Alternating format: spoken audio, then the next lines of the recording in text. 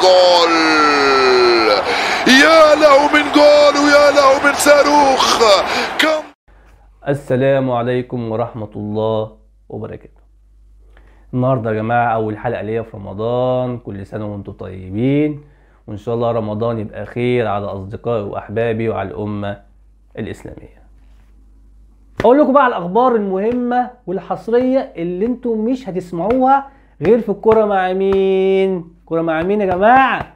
الكورة مع الزنفولي. يا ريت يا جماعه الاشتراك في قناه الكوره مع الزنفولي على اليوتيوب وقناه محمود الزنفولي على الفيسبوك، وشير على قد ما تقدر، واللايك بتاعك الجميل. النهارده ان شاء الله على موعد الساعه 3 قرعه دوري ابطال افريقيا. النهارده يا جماعه هيتحدد مين اللي هيلاعب الاهلي ومين اللي هيلاعب الزمالك. طبعا ان شاء الله النهارده هطلع لكم الساعه 3 اقول لكم على كل جديد، مين هيلاعب الاهلي ومين هيلاعب الزمالك. فتابعونا ان شاء الله على قناه كوره مع الزنفولي.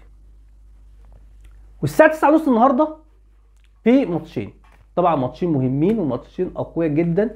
الاهلي هيلاعب البنك الاهلي والزمالك هيلاعب الجونه. الزمالك هيلاعب الجونه فين؟ في الجونه. فماتش الاهلي والبنك الاهلي ده ماتش، يعني دايما ماتش الاهلي والبنك الاهلي ماتش غلسه يعني الماتش بيبقى مقفول وماتش صعب. فماتش طبعا بعد ماتش الزمالك فماتش هيبقى قوي جدا النادي الاهلي. والزمالك برضو خساره طبعا من النادي الاهلي طبعا، وهيروح يلعب الجونه في الجونه هناك. طبعا الجونه هناك بتبقى مطوشه تقيله قوي، يعني الاهلي والزمالك بيروحوا الجونه هناك اما بيخطف الفوز بيبقى عمل انجاز. طبعا ماتشين صعبين على الاهلي والزمالك. هكلمكم طبعا عن الماتشين، طبعا القائمه بتاعت النادي الاهلي، وهكلمك برضو على الاستبعادات من ماتش النهارده. طبعا في مفاجاه كبيره جدا في قائمه النادي الاهلي النهارده، في استبعادات كتير قوي اللعيبه. طبعا مستر كولر طبعا الاهلي طبعا بقاله مده كبيره طبعا بيلعب ماتشات تقيله وماتشات كتير ورا بعض، فطبعا في اجهاد، في برضه خايف على اللعيبه تتصاب، فهيغير طبعا في التشكيل. فاقول لك دلوقتي القايمه، اقول لك الاستبعادات من ماتش النهارده. قائمه النادي الاهلي النهارده مين بقى؟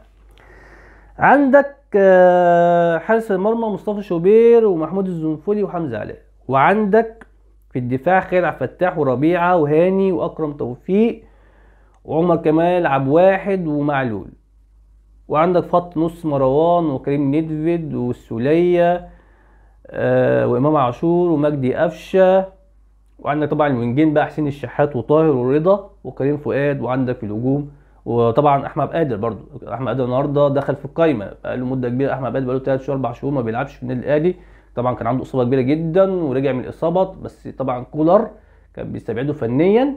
فالنهارده احمد قادر رجع في القايمه، وطبعا انا شايف احمد قادر لو رجع لمستواه هيبقى يعني اضافه كبيره للنادي الاهلي بصراحه. يعني انا شايف احمد قادر اللعيبه القليله في مصر مهاري، يعني واحد على واحد بيعدي. فانا شايف احمد قادر لو رجع مستواه يبقى مكسب كبير، طبعا مكسب كبير جدا للنادي الاهلي. وعندك طبعا في الهجوم كهربا وموديس.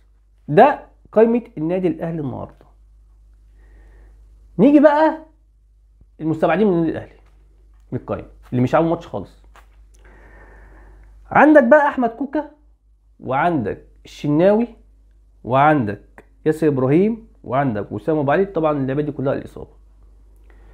عندك محمد عبد المنعم وعندك بيرسيتاو اجهاد طبعا، وعندك بقى اسباب فنيه، عندك بقى كريستو ومحمود متولي وكريم الدبيس. طبعا دي الناس اللي استبعدت طبعا من القائمه النهارده، وده قائمه النادي الاهلي لماتش البنك الاهلي.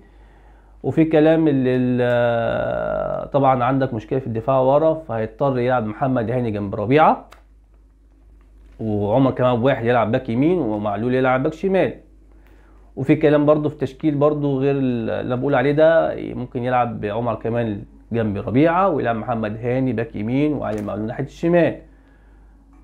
وبرضو ممكن تلاقي في التشكيل اللي ممكن يريح معلول ويلاعب عمر كمال واحد ناحيه الشمال، ويلعب باكرم توفيق ناحيه اليمين، ويلعب محمد هاني جنب ربيعه. طبعا تشكيل اول ما هينزل طبعا هطلع برضه اقول لكم على التشكيل النادي الاهلي النهارده. في جلسه مهمه بين كولر ولجنه التخطيط.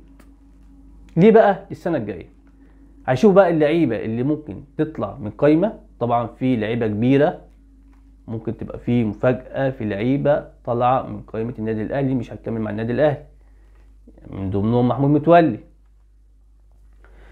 وعندك الاعارات، هنشوف مين اللي هيرجع من الاعارات. عندك 3 لعيبه مهمين في سيراميكا كليوباترا، عندك محمد شكري وعندك رمضان بيكهام والقندوسي. ففي كلام ال3 دول ممكن يرجعوا النادي الاهلي السنه الجايه. والصفقات الجديده برضو الاهلي عايز يحدد ايه اللي هيجيبه السنه الجايه في الصفقات الكلام ده. فالاهلي مركز على ال2 لعيبه اللي انا قلت لك عليهم قبل كده في الفيديوهات اللي فاتت. على مين؟ محمد علي بن رمضان وعندك اياد العسقلاني. الاهلي مركز على ال2 دول بالذات، واحد في الدفاع وواحد في خط النص. طبعا كده واحد من اجنبي هيطلع، وبنسبه كبيره ديانج ممكن يطلع السنه الجايه. فالاهلي مركز على ال2 لعيبه دول. وفي لعيب دخل تاني في الدفاع مع اياد العسقلاني اللي هو عمر الفايد. فالاهلي حاطط ال2 لعيبه دول، اياد العسقلاني وعمر الفايد، قدام كولر، وكولر هو اللي يختار اني اصلح يلعب في النادي الاهلي. انا شايف ان اياد العسقلاني احسن من عمر الفايد في السرعه. انا شايف اياد العسقلاني شبيه بمحمد عبد المنعم، لعيب تقيل ورا وسريع بيعرف يطلع الهجمه من تحت.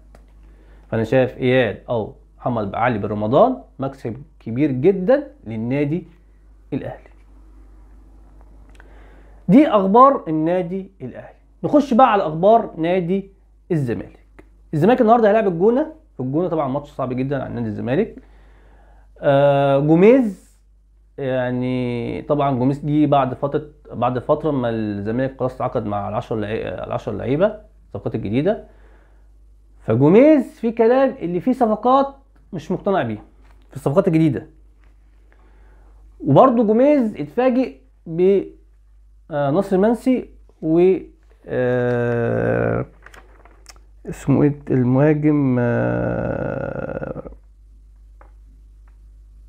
ناصر منسي والجزيري. اتفاجئ بمستواهم، يعني شايف مستواهم ماليش نادي الزمالك. فطلب طبعا جوميز طلب من اداره النادي الزمالك، عايز يتعاقد مع مهاجم وعايز يتعاقد مع باك شمال وعايز يتعاقد مع مساك. طبعا يعني في كلام اللي محمود علاء راح بيراميدز.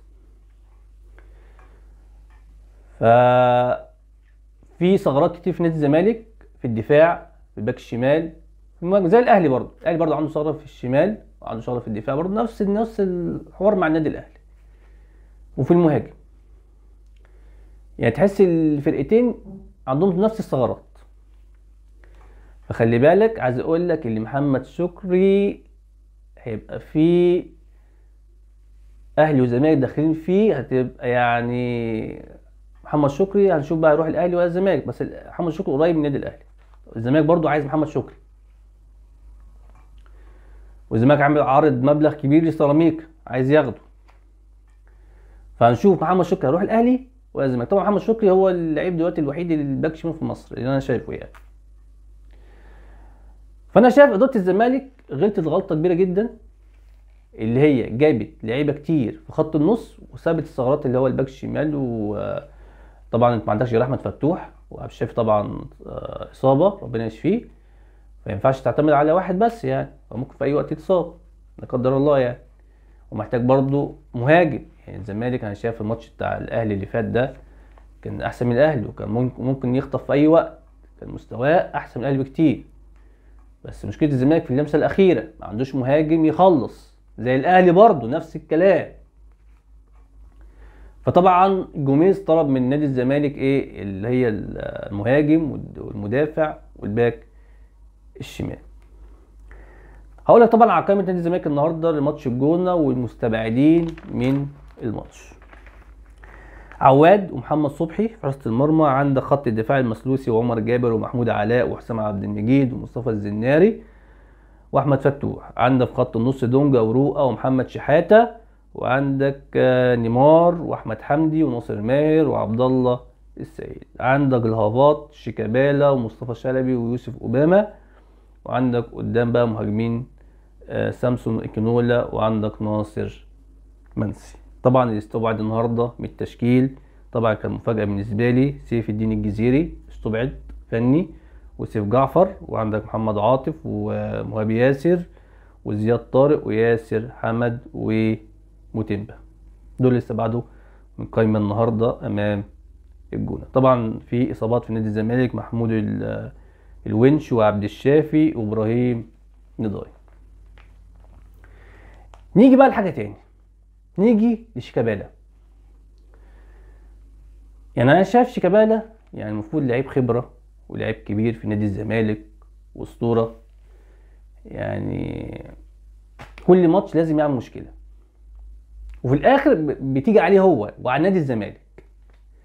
يعني انا شايف عبد الله السعيد طبعا بيتشتم الجمهور الاهلي، عبد الله رمضان صبحي، فانت المفروض تبقى لعيب خبرة ما تردش. يعني انت اخدت قبل كده برضو كذا، يعني دخلت في كذا حوار قبل كده ماتش الاهلي برضو، واخدت برضو وقف برضو كذا ماتش ومفيش فايده فيك برضو. يعني برضو يعني انا شايف انت يعني بتأثر يعني انت يعني مش عارف اقول ايه، يعني انت يعني غلطان غلط كبير اللي انت بترد على النادي على الجمهور.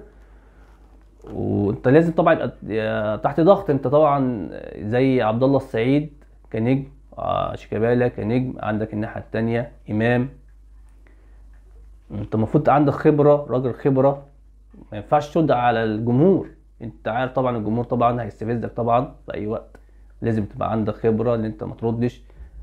انت رديت طبعا هتقف كم ماتش، ممكن 2 ممكن 4، فجيت على نفسك وجيت على نادي الزمالك للاسف يعني.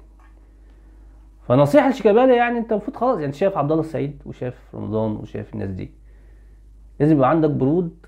طبعا انا مش كل اللعيبه طبعا لا، بس لازم انت تبقى عندك برود بالنسبه للجمهور بالذات، عشان الجمهور عارف كل ما تنزل ماتش لازم يستفزك لمصلحتك ومصلحه النادي. يعني انت دلوقتي خلاص وقفت، وقف طبعا كذا ماتش، انت بقى استفدت ايه؟ طب نادي الزمالك استفاد ايه؟ ولا حاجه. طبعا نصيحه لشيكابالا، انت راجل محترم وراجل خبره، فركز في الكوره احسن وسيبك من الجمهور. والسلام عليكم ورحمه الله وبركاته.